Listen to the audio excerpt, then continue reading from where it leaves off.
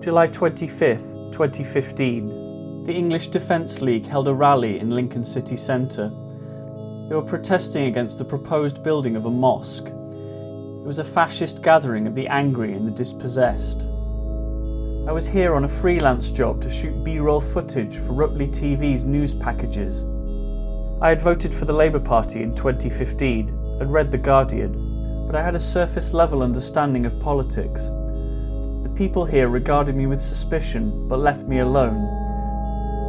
There was a huge police presence that day. The EDL's peak street activity was from 2009 to 2013. This gathering was a desperate attempt to keep the dwindling organisation going, but fascists always have a way of regrouping and rebranding. James Poulter wrote, "The EDL is part of the counter-jihad tendency of the far right. Counter-jihad activists claim European culture is under threat from Islam and frequently single out migrants from countries where Islam is the dominant religion.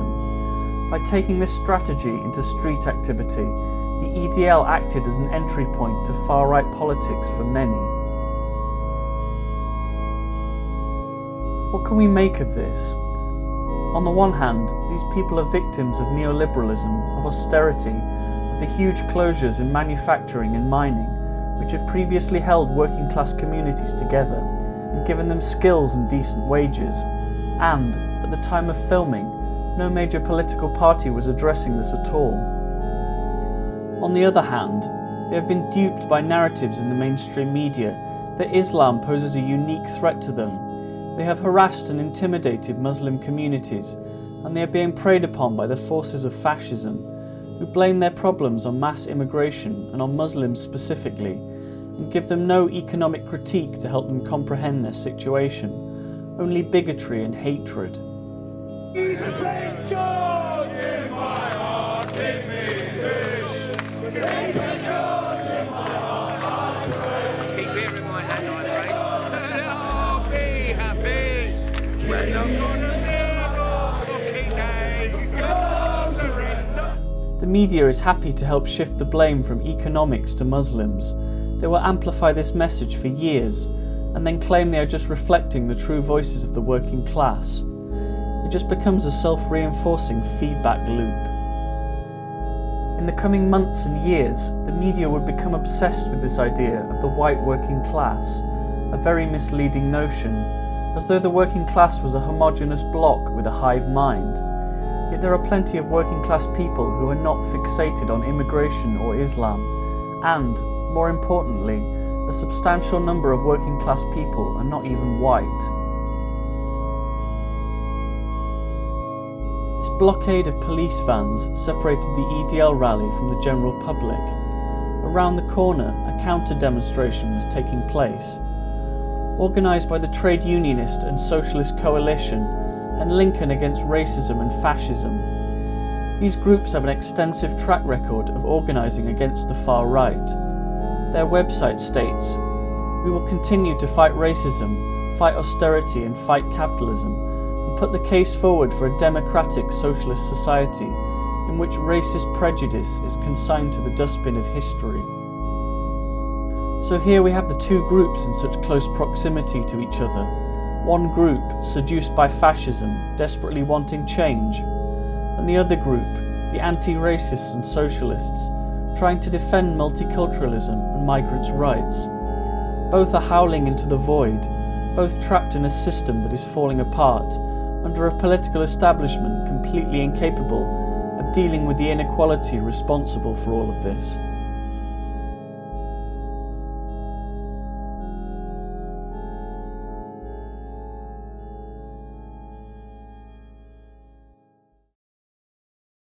I am a camera operator.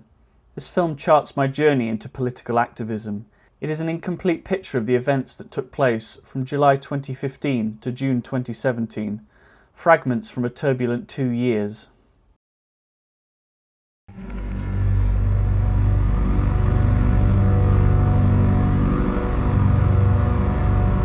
Austerity Britain, volatile, bleak, stagnant. The Tories' economic programme is choking the life out of the country. The old world is dying, and the new world struggles to be born. Now is the time of monsters. Antonio Gramsci. There is a pervasive sense of hopelessness and futility. Endless corruption goes unpunished, and nothing changes. The system tells us that not only is this the best it has ever been, but the best that will ever be. Mark Fisher called this capitalist realism. It tells us it's futile to try to imagine an alternative to capitalism. For 40 years it aggressively policed the boundaries of our collective imagination for what could be considered politically possible. The flattening and deadening of our expectations and horizons. Neoliberalism, our economic model of the last 40 years, has destroyed the idea of collective action. It says there is no society, there is only millions of individual people, each one competing against the other, and each is solely responsible for their own success. If you're poor or struggling, it's your own fault. Mark wrote, "The capacity to make an infinity of meaningless choices has replaced the capacity to actually change things." Many on the left had come to accept this rigid framework, and few could conceive of an alternative. People feel jaded, disconnected, cynical.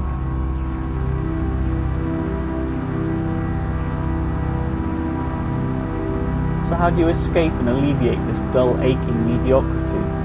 Hedonism offers an enticing, if only temporary, solution. A night on the town.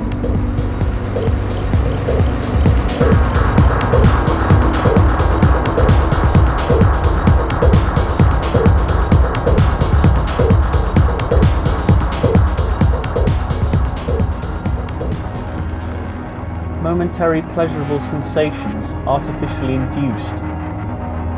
For those few hours you feel connected to a higher consciousness and a part of the human race, before you collapse into a drunken stupor.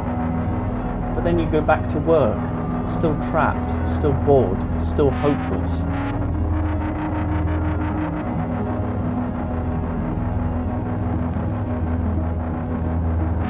Once you discover Marxism, you start to question the behaviour of the masses. Why won't they rise up? We are all theory and no action. They are all action and no theory. But because things are as they are, they won't stay as they are. This could not go on indefinitely. Out of this suffocating mass of misery and despair, something hopeful would eventually emerge. The return of solidarity. Each of us praying for transcendence. Liberation, emancipation, revolution.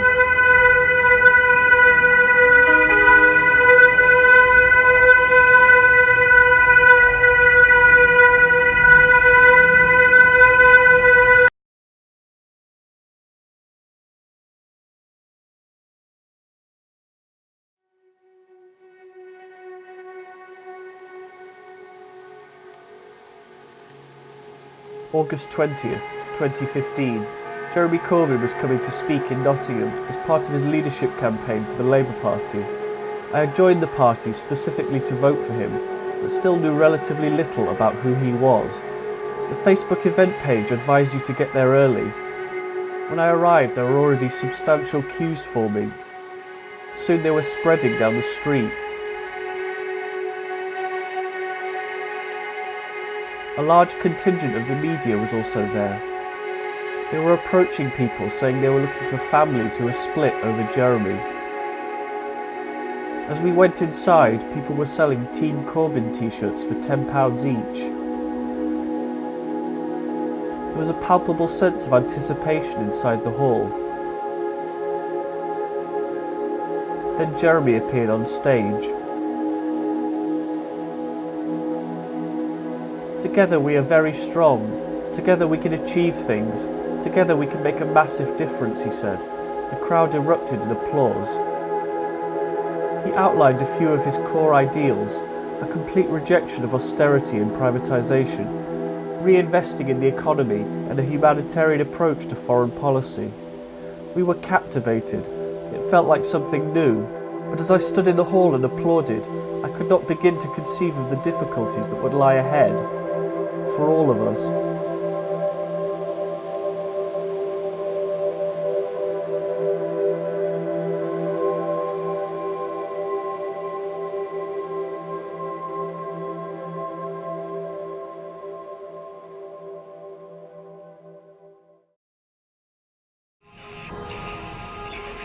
December 12th, 2015.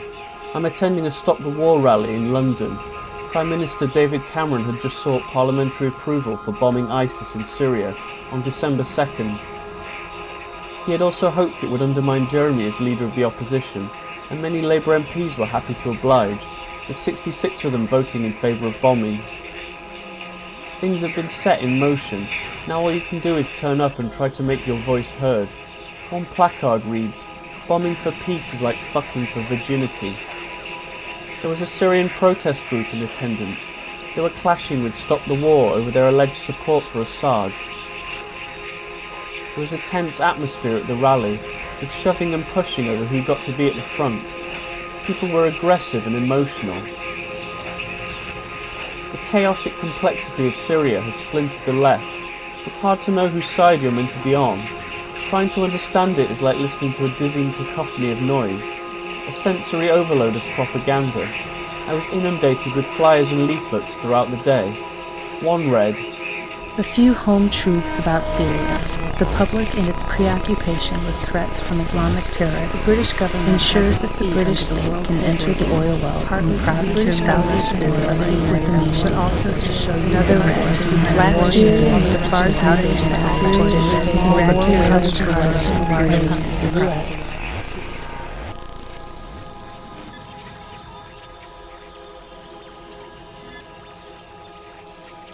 A unique quirk of the human mind is that it can look at a conflict like Syria and forget all of recent human history, forget all imperialism, conquest, colonialism and empire, and view Western governments as sane, rational, neutral agents just wanting to help.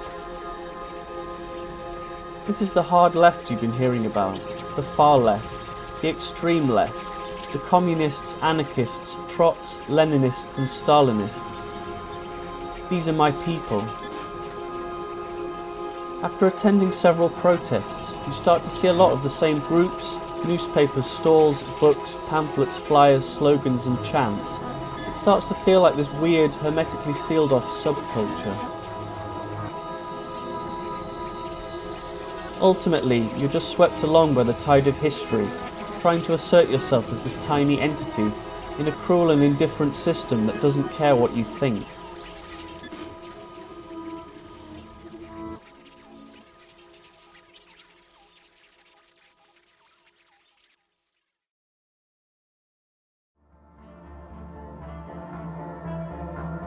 March 19th, 2016. I was in London for the Stand Up to Racism rally. Around 20,000 of us had gathered in protest at the government's appalling response to the refugee crisis. We were not alone. Protests were taking place in Athens, Sydney, Berlin, Warsaw, and many other cities around the world. People coming together to express solidarity and support for those fleeing war and persecution. Rampant xenophobia and Islamophobia are at shockingly high levels. The overt racism of the British media and political establishment is on full display. David Cameron had recently referred to people at the Calais camps as a bunch of migrants. He had previously referred to them as a swarm and claimed they wanted to enter Britain illegally. This is the ugliness of the Cameron era, vile racism but with a metropolitan liberal sheen. Britain had agreed to take 20,000 refugees by 2020, which meant only 4,000 per year, a pitiful sum in the face of such a monumental humanitarian crisis.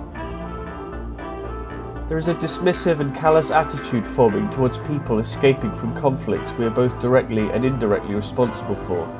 We bomb and invade foreign countries, prop up dictators and sell them arms, and refuse to take any responsibility for the millions of people crossing the sea to get to Europe.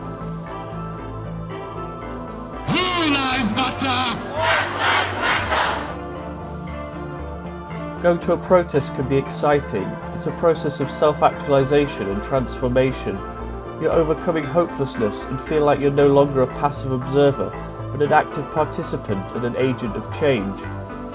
Even if it doesn't have the desired outcome, those involved come away radicalised.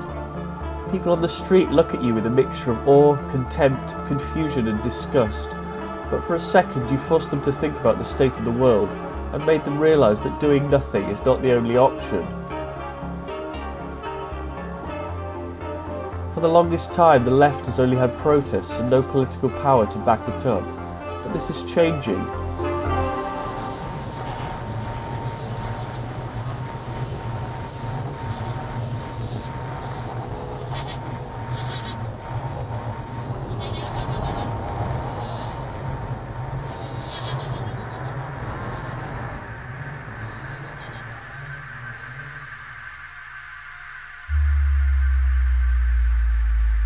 As we approached Piccadilly Circus, we came face to face with the Britain First rally, also taking place that day.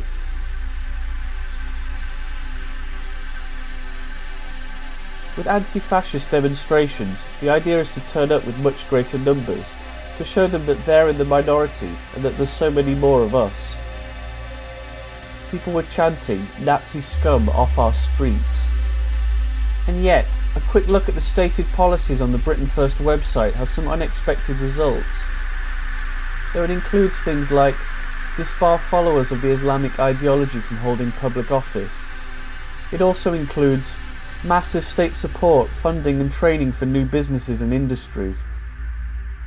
And introduce an NHS protection bill that prohibits the privatisation of any part of the National Health Service and guarantees public ownership. Britain First's followers seek protection from the effects of globalisation, neoliberalism and austerity. They just have a terrible analysis, a basic human desire for security and stability, expressed in confusion, hatred and prejudice. Their leaders are fascists. The clash takes place under the heavy bombardment of consumer capitalism.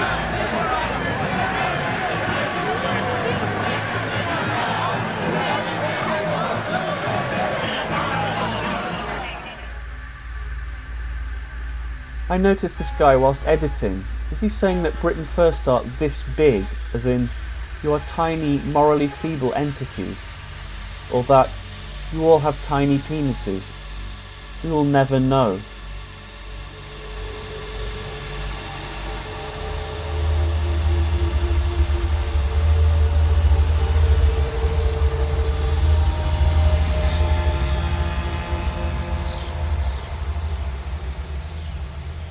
Me and some friends broke away, went down a maze of back alleys to take a break and find a pub.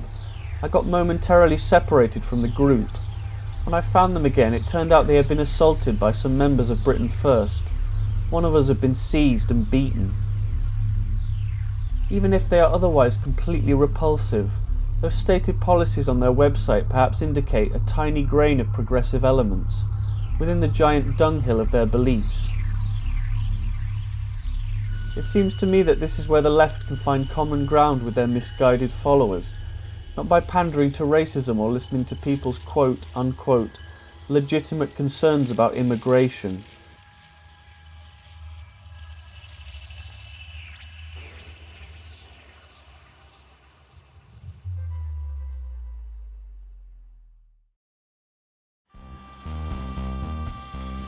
After attending a few protests, you start to notice the sheer volume of detritus they generate. Where next for the lonely placard when the crowd's gone home?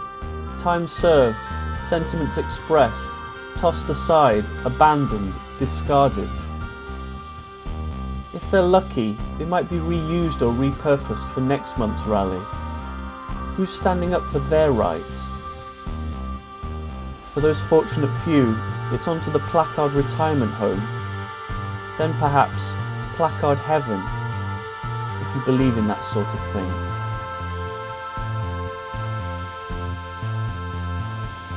July 12th, 2016. I'm attending my local Labour Party branch meeting at the Struts Community Centre in Belper, Derbyshire. The purpose of the meeting is to debate over whether or not to endorse Jeremy Corbyn in the second leadership election against Owen Smith. It is one of the most highly attended branch meetings in recent history. Built in 1909 as a school, the building now suffers from damp. Despite a small amount of vocal opposition, the branch votes overwhelmingly in support of Jeremy.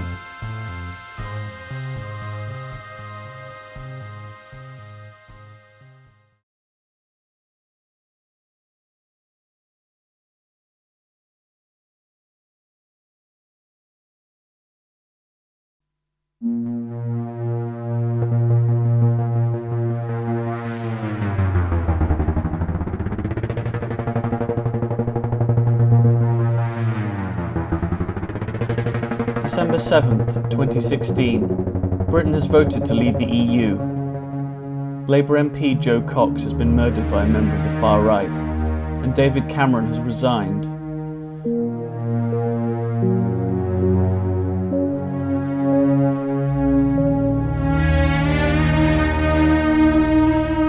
Jeremy is in Matlock for the launch of the county council elections in May 2017. It has been a chaotic 16 months. Jeremy has seen off Owen Smith and the attempted coup, but the damage is done. Labour's position in the polls dropped significantly, and Jeremy's personal ratings suffer hugely.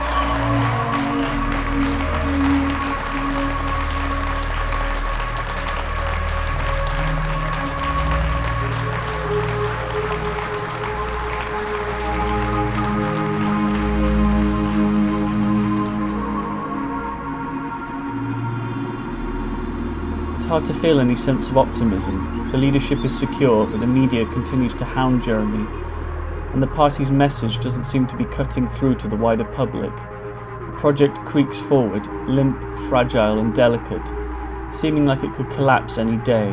For the sake of my own sanity, I had begun rationing my social media use.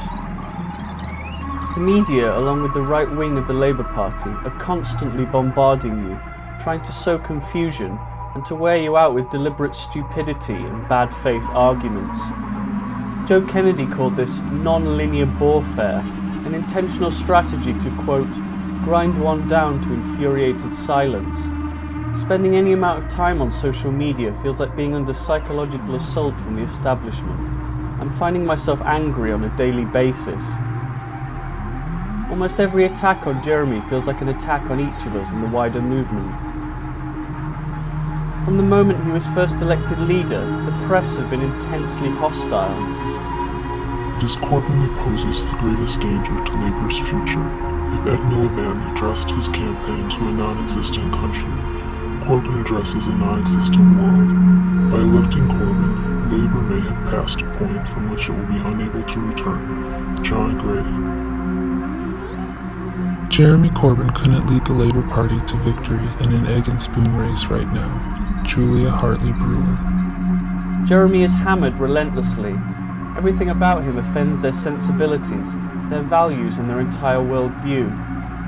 Jeremy is entirely bad in every conceivable way and must be destroyed at all costs.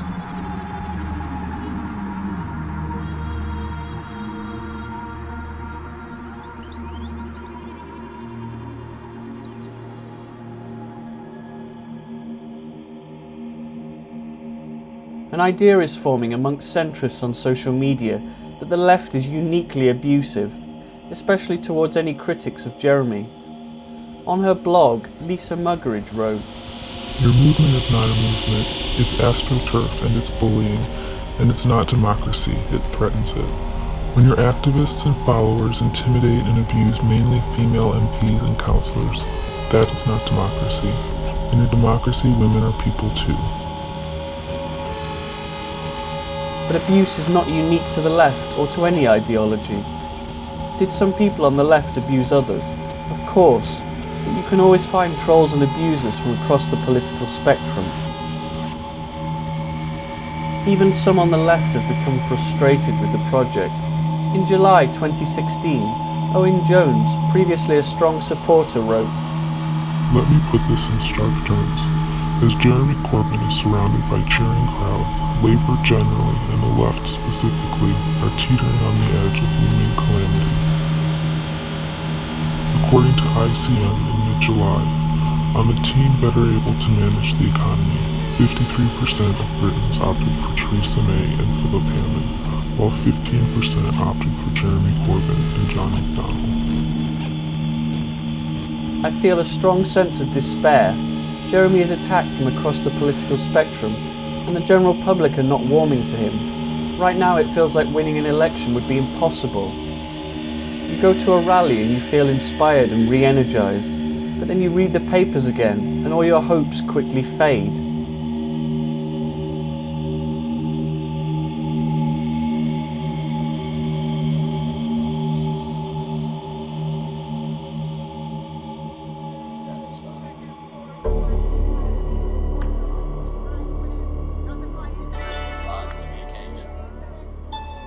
Yet Jeremy has re-energised the party and the left in general. The party membership is now over 500,000 and has given him a huge mandate. Jeremy has to walk on stage and inspire everybody, to make everyone feel that we can still win.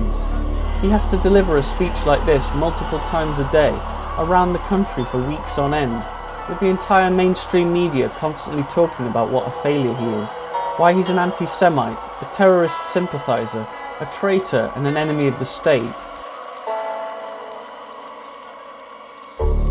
Alex Nunn's rope, "A movement, not a man," was one of the frequent unofficial slogans shared by Corbyn supporters. As the man himself frequently insisted, "Our campaign, it's not me, it's ours," said Jeremy. "It's a lot of people coming together, and I happen to be in a position where I'm asked to speak on behalf of it."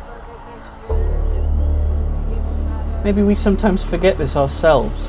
It should be a collective movement united by common goals. The re-emergence of the left came from the work of thousands of activists, not the actions of a single person. Sometimes it feels like we're headed for disaster, but nothing is written in stone and nothing is inevitable. We can't let the media define reality for us. We must proceed with the establishment declaring the project a failure every step of the way. We must persevere in the hope that things will improve. Politics is not a parlour game or a debating club. It's a struggle. It's not about both sides coming together. It's about competing ideologies vying for absolute domination and power. We should proudly state who we are and what we stand for. We, the left, are at war with the Blairites, the Tories, the media, the establishment, with neoliberalism and with capitalism itself.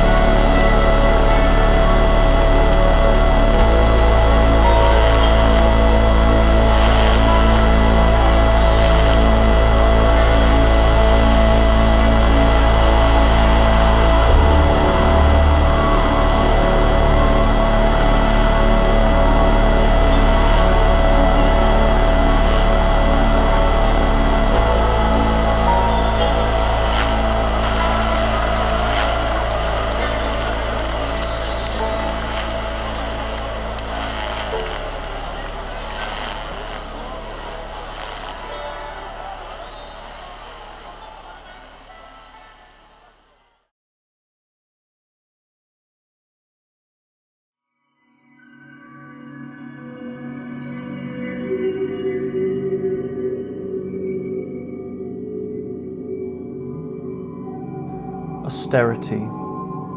By 2010, all roads lead to austerity. Richard Seymour. After the financial crash of 2008, when the banks destroyed the world's economy, somehow the credibility of neoliberalism was not questioned. Instead, the newly elected Tory coalition government, with the full cooperation of the mainstream media, began an intense campaign of propaganda. They told us it was not the bankers, we had spent too much money on schools and hospitals and must now suffer harsh, brutal cuts to pay for it. But it was a total lie, and one repeated across all media to a confused, economically illiterate public, with many believing it to be a necessary evil. Yet austerity was never intended to save money and reduce the deficit.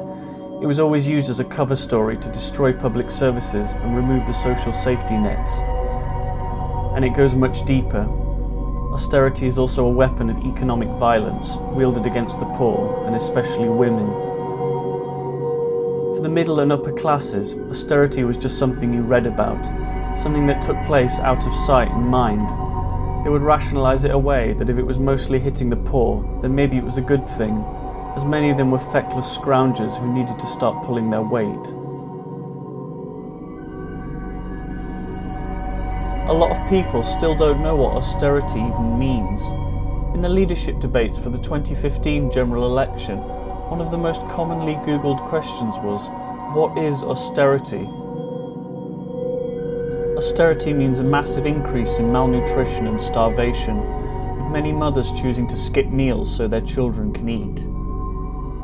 Austerity means degrading and humiliating treatment of disabled people. Austerity means 120,000 deaths since 2010, according to a study by the University College London. But for many at the bottom of society, they are still suffering from 40 years of neoliberalism and deindustrialisation. Austerity is simply another layer of misery.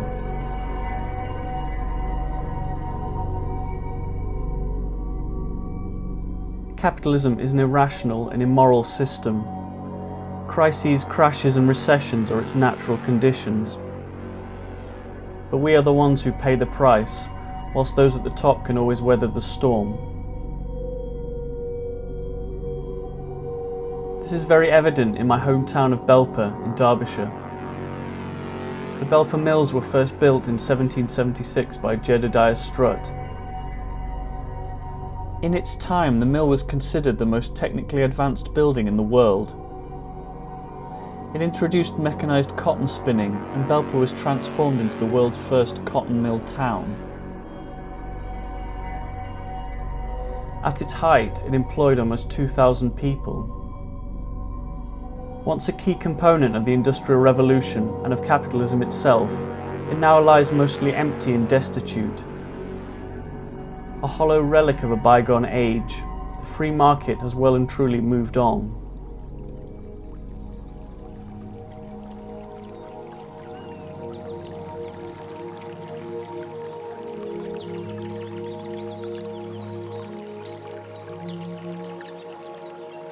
Next to the mills is the River Gardens Park. It was opened in 1906 by George Herbert Strutt. I came here many times as a child to feed the ducks and play on the swings.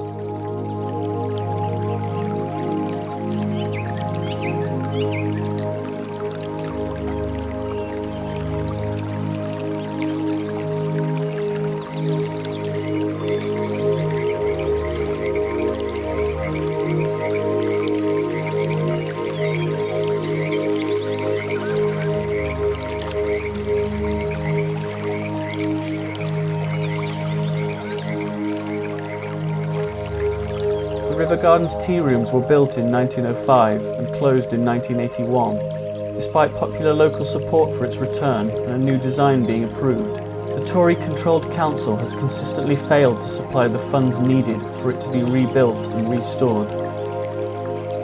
It is something which constantly comes up when you go canvassing in Belper. They can't tear it down because it's a listed building.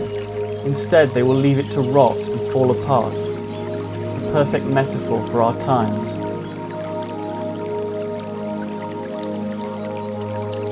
There's an old English nursery rhyme that goes, "They hang the man and flog the woman that steal the goose from off the common, but let the greater villain loose that steals the common from the goose.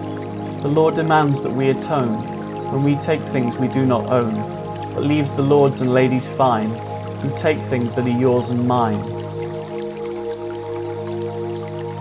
Stephen Armstrong wrote, "People with malnutrition accounted for 184,000 of hospital beds in 2015. And mortality figures from the ONS show 391 people dying from malnutrition over the year. This means 32 people starve to death in the UK every month, or one person every day." The use of food banks has also increased dramatically since 2010, Today, almost 4 million adults have used food banks for basic sustenance. These geese also bear the brunt of austerity.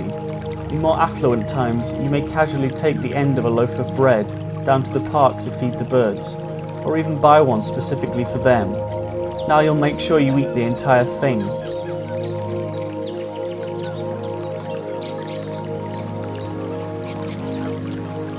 Geese are naturally socialist creatures. The common goose craves companionship. When people feed geese, they lose their natural fear of human beings and will nest closer to us. Geese will often refuse to leave a sick or injured goose behind, even if the rest of the group are flying south for the winter. They will stay with the disabled goose until it passes away or regains its strength. When a goose's mate dies, the goose will mourn in solitude and often won't mate again. According to Richard Raw, in Celtic culture before Christianity, the metaphor for God was of a wild goose.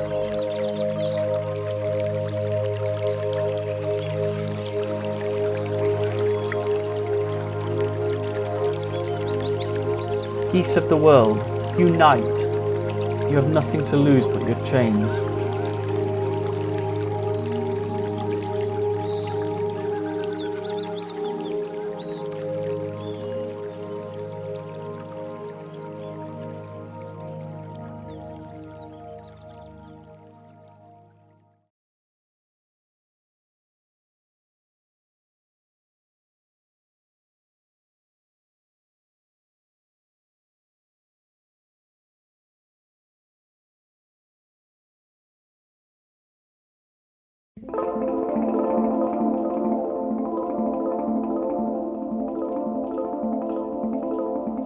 April 4th, 2017. Jeremy is in Newark, Nottinghamshire for the national launch of Labour's local election campaign. He is introduced by Bethany Barker, who is later forced to resign as General Secretary of Nottingham Labour Students' Committee after racist tweets emerge, which she posted back in 2014 when she was just 14 years old. Jeremy outlines the key issues and pledges for the campaign. So much of politics is just repeating the same phrases and sentiments over and over. The cuts to public services, the housing crisis, the social care crisis, etc. I'm not a huge fan of speeches and I'm rarely moved. It's a tense time for the party. In an interview with The Guardian, Shadow Chancellor John McDonnell had told them Jeremy's team were locked in a 360-degree struggle to survive. Matt Zob Cousin, Jeremy's press secretary, in an interview with Jacobin said, "There were times when certain journalists would find out about events immediately after they had been approved. There were endless leaks from Labour HQ, which makes it incredibly difficult to function in a professional way." The poll ratings were very poor. Labour were polling at around 25%. The Tories had a huge lead at 43%. Rowena Mason from The Guardian asked, despite all of these crises, why are the Tories still 20 points ahead? It's a stick the media can regularly beat Jeremy and the left with. Journalists were constantly bringing it up. Everyone in politics should be held to account, but they never held the Tories to account the way they do with Jeremy. In an interview after the event, Paul Brand from ITV asks if these local elections will be the final test of his leadership. Jeremy reacts angrily to this question. He said the press was obsessed with his leadership and was failing to report anything the shadow cabinet was actually doing, and failing in their duty to present a balanced picture of events. Matt Zob Cousin described journalists' typical behaviour at press events. When we held events, rather than just covering the event and scrutinising the policy, the press would seek out a trivial issue in an attempt to mock the whole thing. It felt like this was constant. It was a campaign to undermine Jeremy. A lot of them really couldn't be bothered to engage with what we were trying to put forward. Why bother trying to engage with something these journalists are certain will fail miserably? Political journalists will often pretend they don't understand basic concepts. Many of them still try to claim that neoliberalism is not a real thing. According to a study by the think tank Sutton Trust, 51% of the 100 leading journalists in the UK were privately educated. And many of them went to either Oxford or Cambridge University, and and most of them did the same degree: philosophy, politics and economics. Many journalists spend all of their time inside Westminster. To them, politics is just the Houses of Parliament, Downing Street and the elected MPs. They don't understand the idea of political movements outside of this. As I spent more time engaged in activism, I came to regard these people with contempt. They have a herd mentality, yet they all believe that they're independent thinkers. But they all express the same types of opinions from within a very narrow establishment framework. They defer to powerful interests and reflect their beliefs, and do not accurately report on many aspects of ordinary people's lives.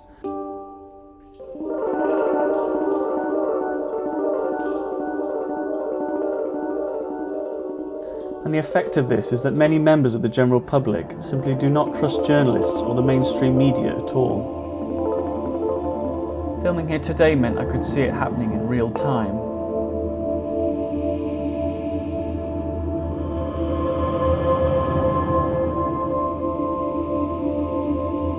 Paul Brand and Rowena Mason looked bored. After Jeremy answered a question, they did a little eye roll to each other.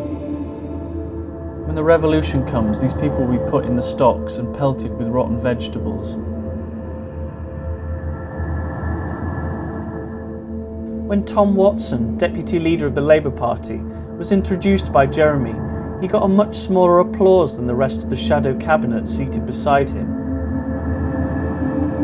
He helped organise the coup against Jeremy, and is now regarded with suspicion and disgust by those on the left.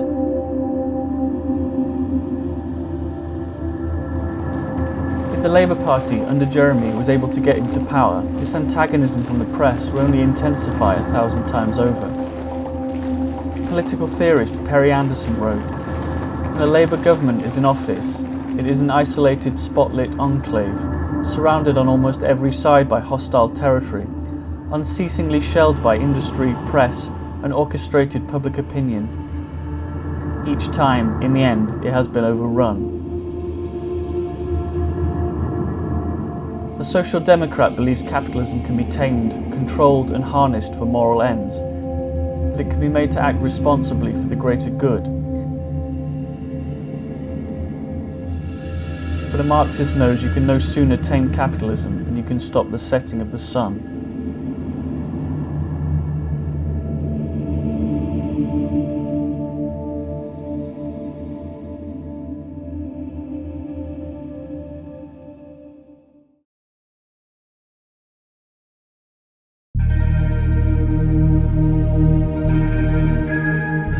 I have often thought that the cinematic image has an immense power and intensity, which could be utilised to far greater effect to indoctrinate audiences with socialist propaganda and raise class consciousness.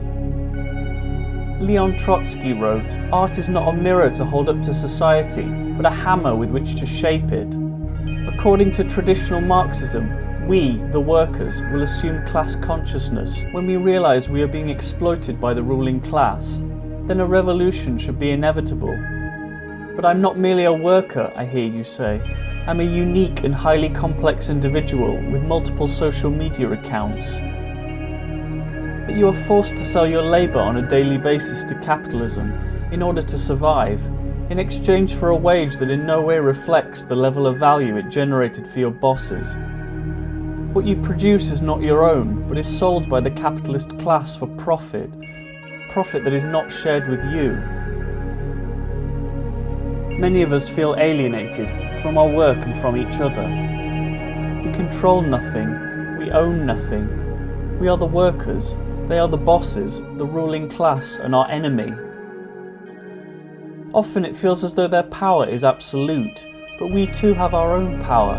The power to withhold our labour, the power to go on strike, the power to come together as one and refuse to participate in this system any longer. Most of us don't realise that such potential power lies in our hands. We've been beaten down, degraded, coerced and exhausted for so long.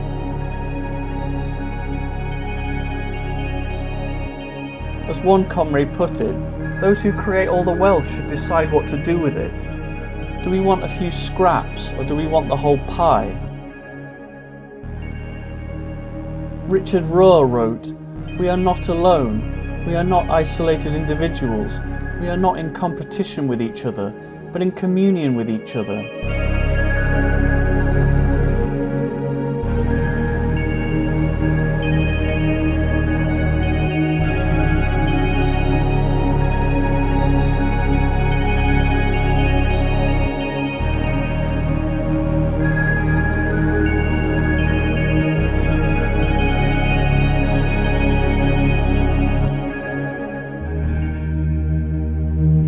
Karl Marx wrote, "In a word, the bourgeoisie creates a world in its image."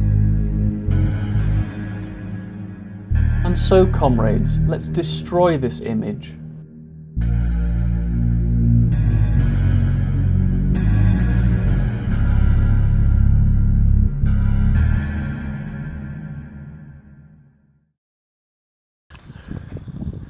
Rolling. Okay, clap. And action. April 10th, 2017. I'm on a hill just outside of Belper with my friend Jyoti Wilkinson. He is standing as Labour's candidate in the Alport and Derwent ward in the local elections. We are shooting the 3 key pledges of his campaign. Jyoti was standing on an overtly environmentally focused platform. So still going. As a committed environmentalist. Start again. As a committed environmentalist. After several takes we managed to get it, though the wind guard on my microphone failed to work properly. My equipment is inadequate.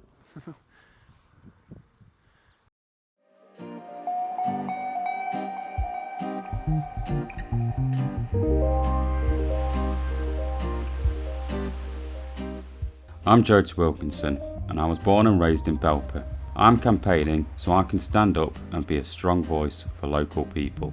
This is a shot I deliberately wanted to help show Jyoti's rural roots and his connection to the countryside, and that he had a kinship with the birds and beasts.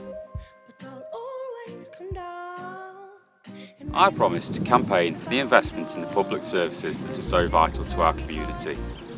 Thanks to Labour, Belper is getting a new library and state-of-the-art care home to replace Ada Belfield. If you vote Conservative on the 4th of May, these plans will not happen. We tried to be very upfront and honest about the damage a Tory victory would do. Sometimes the Labour Party is too restrained in its language and always tries to take the moral high ground. But this is class warfare and the other side are playing very dirty. As a committed environmentalist, I will continue to support policies of clean, renewable and sustainable energy. I will oppose dangerous practices such as fracking, which threaten to destroy our beautiful Derbyshire landscape. The Tory government has imposed millions of pounds worth of cuts on Derbyshire County Council. Despite this, Labour has managed to invest in vital services such as social care, education and infrastructure. I don't believe for 1 minute that being a councillor is easy. However, I am resilient and determined, and if elected, I will work hard to make sure that Allport and Derwent gets the support it badly needs. We took some shots of Jyoti and his daughter Keris, which were intended to humanise the candidate and communicate to the audience. I'm human, I have children too. I understand the stresses and costs of being a parent and of being alive. It was then uploaded to Facebook, where it was viewed over 4,000 times.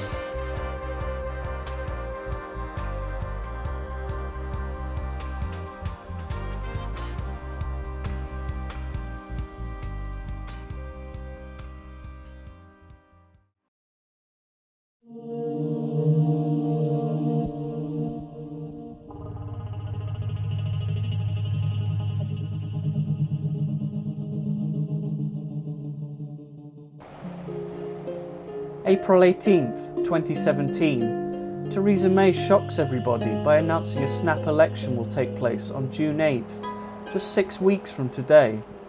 She says she wants to strengthen her hand at the Brexit negotiations.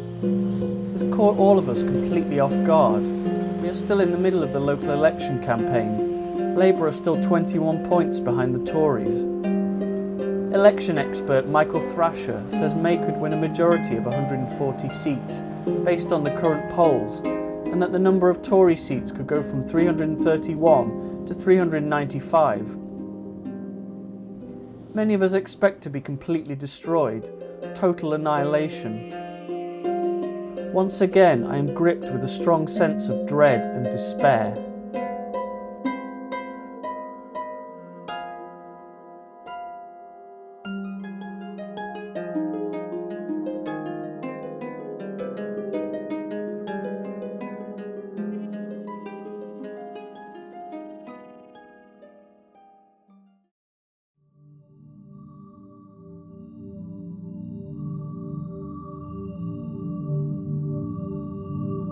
April 20th, 2017. This is Chris Williamson. He was the Labour MP for Derby North, but lost his seat in 2015 by just 41 votes.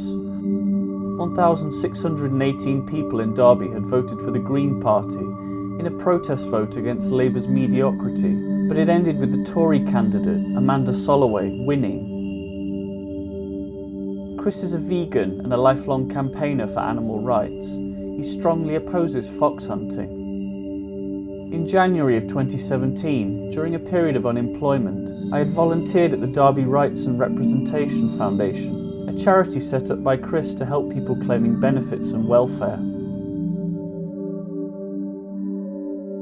Chris is one of Jeremy's strongest supporters. On July 26, 2016, he wrote for Tribune magazine, "The coup against Jeremy Corbyn is a direct assault on democracy and has caused an existential crisis. It absolutely must be defeated." We are out canvassing in Derby. Though Chris expects to be the candidate again for Derby North, he doesn't yet know if he's been selected. I was to be part of Chris's team for the general election and help make video content for his social media campaign. Today I was there to get shots of Chris for his profile video. Chris has perfected his sales pitch of Jeremy's programme. He will sometimes stop and talk to someone for up to 15 minutes if he thinks he can persuade them. Knocking on doors makes me very nervous. I tend to do the clipboard instead. The idea of asking a complete stranger how they plan to vote, and then trying to change their mind in a few seconds, is not something I can do very well. May 1st, 2017. Hi, I'm Chris Williamson, and I'm proud to tell you that I'll be Labour's general election candidate for Derby North on June the 8th. It's been a privilege to serve the people of Derby, the city of my birth, for almost 30 years. First as a local councillor, later as leader of the council, and then in 2010 as your Member of Parliament. Whether you're young or old, better off or just getting by, we can all agree that there's a lot that needs putting right in this country. So let's get this straight right away. Don't listen to the siren voices of the establishment media. They'll tell you that Labour's a threat to our national security. They'll say that Labour's unpatriotic, and they'll keep banging that drum from now until June the 8th. I'm not sure we needed to evoke patriotism here. A misdiagnosis made by some on the left at this time was that Labour's poor polling numbers were due to Jeremy and the movement being insufficiently patriotic. There had been a resurgence in nationalism post-Brexit. From what I remember, we were trying to be pragmatic and appeal to people who are traditional Labour voters, but may have previously voted UKIP, without mentioning immigration. Patriotism and nationalism are the natural territory of the right. Trying to make a left-wing case for them leads you into a minefield, because England's history is inextricably linked to imperialism, war, slavery, police brutality, institutional racism, and white supremacy. All of these uncomfortable truths cannot be brushed aside and sit awkwardly alongside an attempted left-wing appropriation. Regardless of this, Chris is now the candidate and the fight can begin.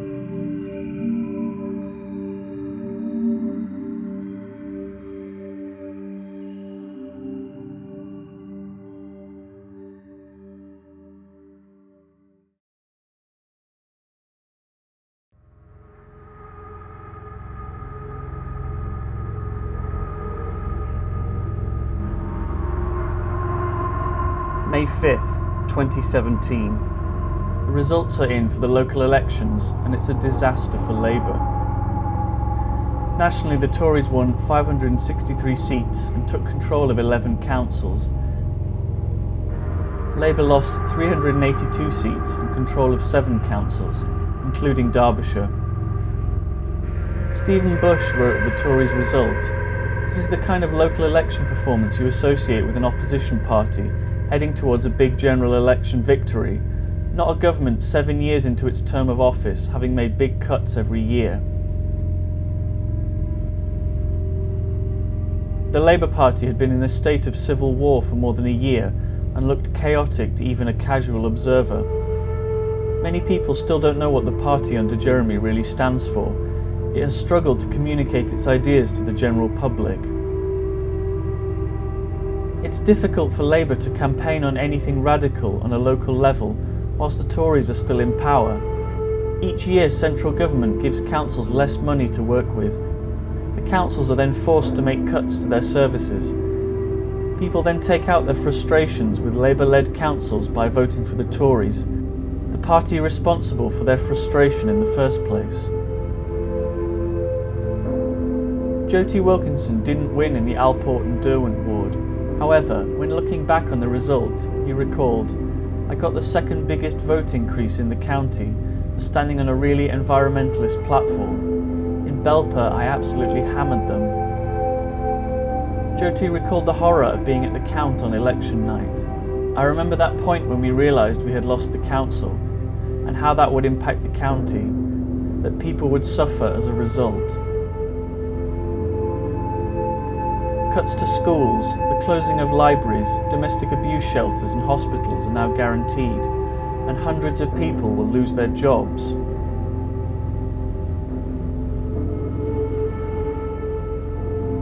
Despite heavy campaigning from the local branch in his ward, Labour councillor John Owen lost his seat to Peter Makin, a Tory whose election flyer promised to, quote, "help fight the closure of Belper's Children's Centre by the Labour-controlled County Council," unquote. The spectacle of a Tory candidate running on the damaging effects of cuts was absurd.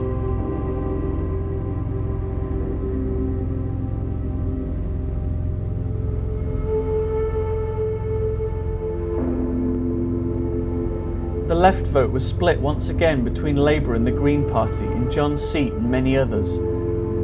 The Green Party did not win anything, and yet they always insist on standing candidates. Some members of the Belper Labour branch had approached the Greens about standing down, and in exchange they would adopt their policies on the environment, but they refused. Under New Labour, the Green Party had been the left-wing protest vote, but now that Labour has a left-wing leader, the purpose of the Greens' continued existence is somewhat unclear. If the Greens really cared about the environment, they would not have stood candidates in a tight race where one party categorically does not believe in climate change, with David Cameron referring to it as the green crap in 2013.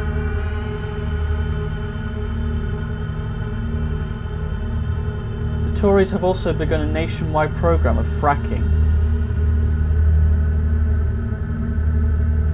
and with full control of the council, Derbyshire will be no exception.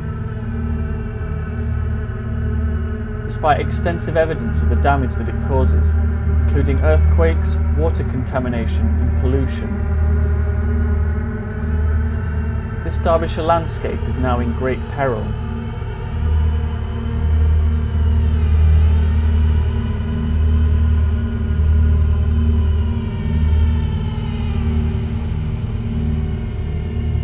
And now we must come to terms with the full implications of all of this.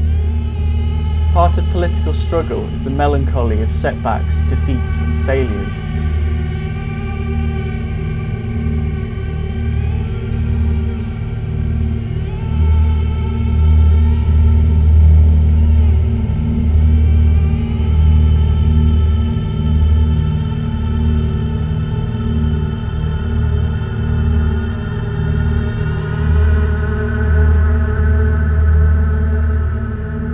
Hard not to feel exasperated with the general public. You want to have empathy for them, for their situation and their state of mind, but this is hard when they vote as they do. You have chosen the party determined to privatise the NHS and to enrich themselves. Why would you do this, you idiots? I know this isn't rational or reasonable, but politics can make you very emotional. People still don't feel they can effectively change anything or that their voices matter. Mark Fisher has written about how people are trained to unconsciously believe that the ruling class simply knows what's best. However corrupt or incompetent they appear, they must possess secret powers of brilliance in order to have attained their position in the first place.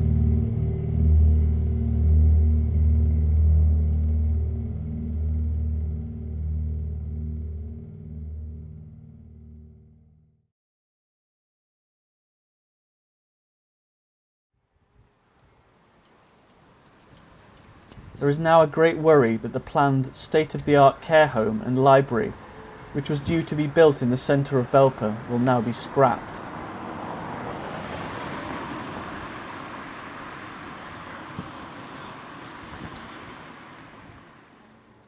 As I came to this area to film, I was struck by the absurdity of this fragment of bunting.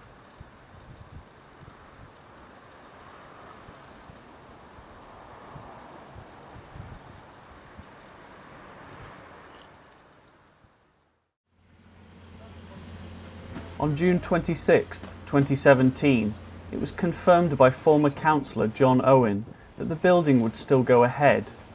Under the Tory-controlled council, the library and care home will now be run by a private company and will operate through PFI, the Private Finance Initiative, meaning it won't make any money for the council. Instead, all the profits will go to the private company.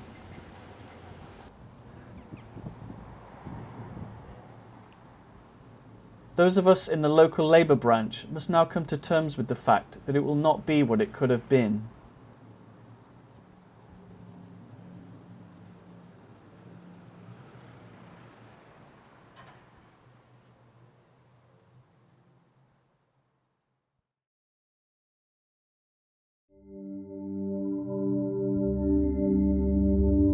May 6th, 2017.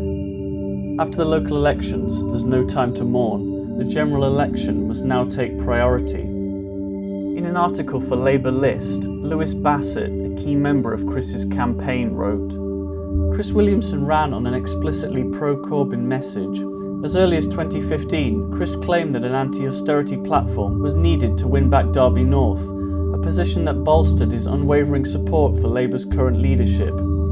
Days after receiving nomination, and when the polls were giving Labour very little to go on, Chris was happy to be labelled as a test case for Corbyn's new kind of politics.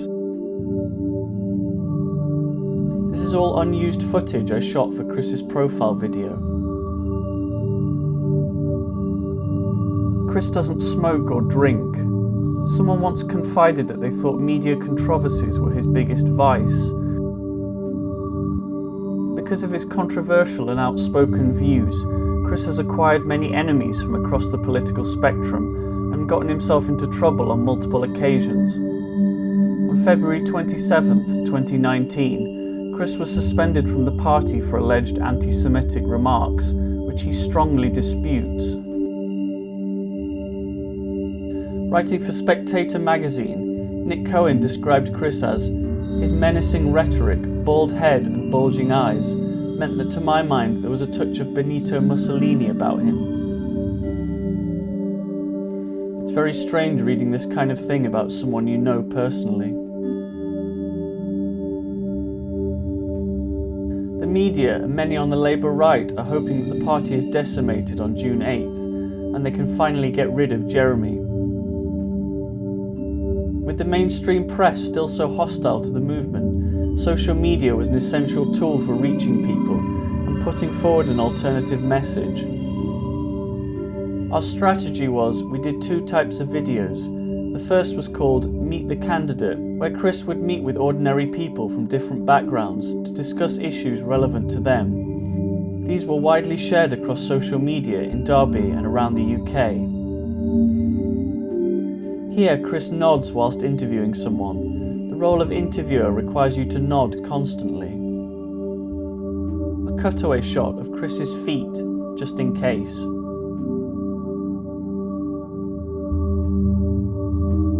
The second type of video was the vlogs. Here, Chris directly addresses the viewer on a range of topics. It's Right, so the Tory manifesto has been published, and I've got a copy of it here, and I have to say I'm absolutely gobsmacked how appalling it actually is. Rolling. Okay, clap or not? Yeah, you can clap. Yeah, right in front of your face. Very good. This gave Chris what was called the most dynamic social media presence out of any parliamentary party candidate. I attended the Radio Derby hustings last night to talk about the general election, and I was pleased to see Theresa May keeps repeating the mantra that she's strong and stable, but the truth is she's weak and pathetic. Philip Hammond's budget fell apart after a week. Theresa May's manifesto's fallen apart. Theresa May's not the leisure tax. What was it? Well, in a nutshell, what it means. To make matters worse, Theresa May had the temerity to actually cite Brian Clough when she was asked what she thought of when she thinks of Derby. He was a trade unionist, and he'll be turning in his grave at the prospect of a Tory party leader responsible that we won't know what it will mean until after the election. So they're saying, no, trust us, and vote us in, and then we'll tell you what damage it's going to do. Proposers in their manifesto. They're planning to extend fracking in this country. There's nothing in this manifesto about dealing with the housing crisis. There's nothing. The Conservatives won Derby by a mere 41 votes last time. So every single vote really will count. That's why the Green Party have stood down and endorsed me. The Greens recognise the progressive vote in this manifesto. It takes self-care cost to get out. That is completely wrong. It's not there. You can't trust the Tories. You can't trust Theresa May. She's not even prepared to debate with Jeremy Corbyn. It tells you all you need to know about Theresa May and her Conservative Party.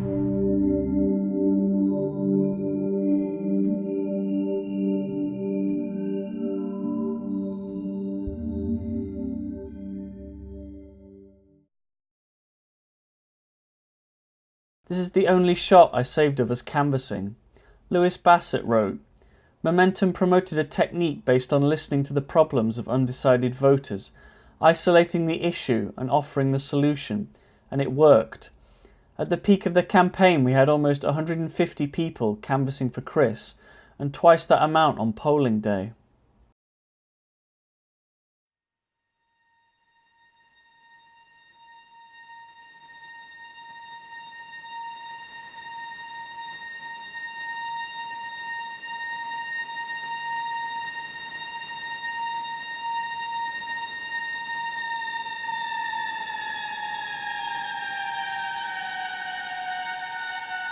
May 14th, 2017. We were waiting in the pouring rain for John McDonnell to arrive in Derby. It was a gathering of local councillors, party members, activists and members of the public, all waiting to see the Shadow Chancellor of the Exchequer. Patiently we waited and waited, getting soaked through. The month of May had been characterised by stress, exhaustion, anxiety, fear, anger, hope and anticipation. The stakes are so high in this election.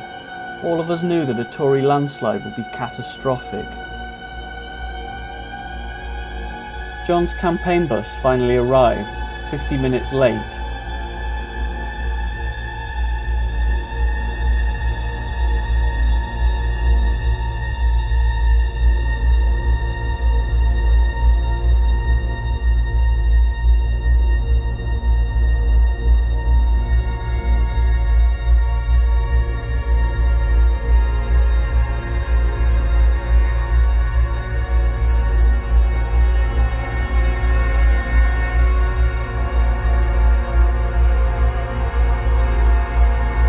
This is the media circus.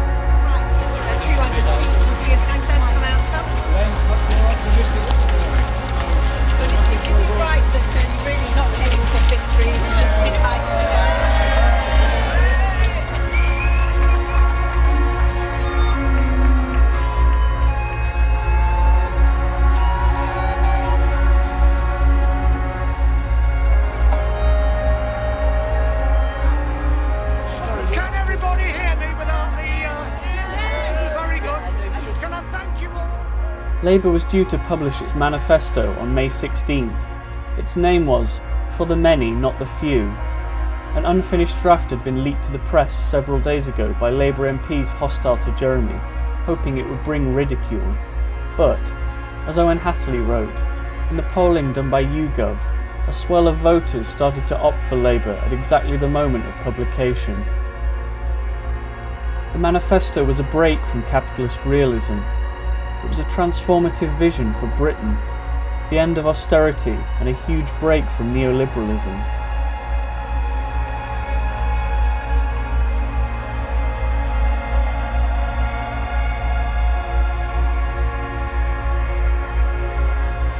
But it was not without its flaws.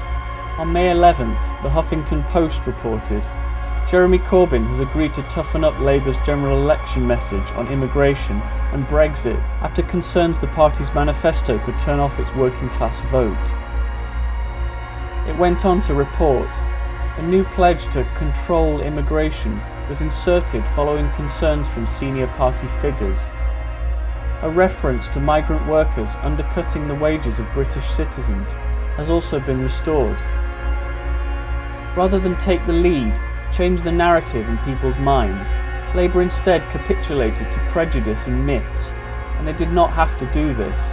As Richard Seymour wrote, there is nothing fixed about public opinion, and there are moments when it is more volatile than usual. This is one of those moments. At the time I was too swept up in the momentum of the campaign to fully contemplate the implications of these policies, but it prompted criticism from across the left. My friend Buzz tweeted, "What set Corbyn apart from me, and I think many others, was his refusal to talk about immigration as a problem, or something to be mitigated. Every time he cedes an inch of ground on this, he poisons what's left." An editorial by Savage magazine stated that many Labour voters have concerns about immigration is not in doubt, that they are legitimate certainly is.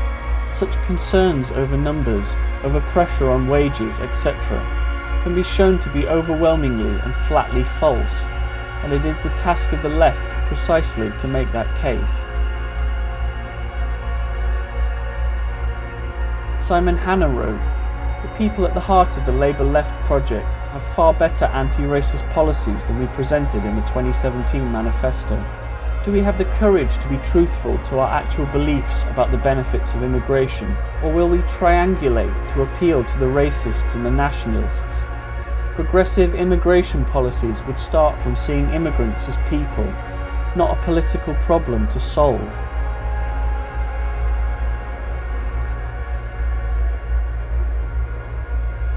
Regardless, here we are. We now have a political programme, flawed and compromised, but with so many overwhelmingly positive and powerful aspects, and just 3 weeks left to sell it to the public.